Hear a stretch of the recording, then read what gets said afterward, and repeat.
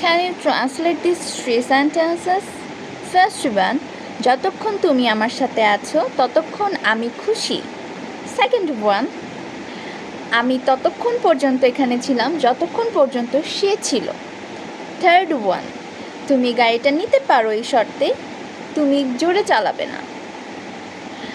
Okay, I am here to help you. You can translate these sentences very easily by using these phrases meaning like যতক্ষণ পর্যন্ত না। এটার English phrase আমরা use করতে পারি as long as, এবং এই শর্তে এই ফ্রেজের ইংলিশ আমরা বলতে পারি so long as.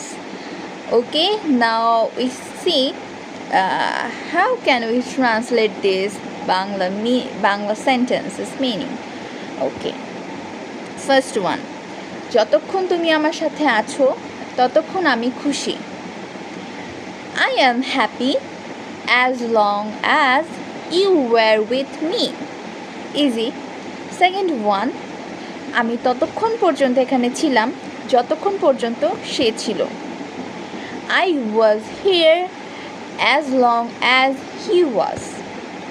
Third one, তুমি গাড়িটা নিতে পারো এই শর্তে তুমি জোরে চালাবে না।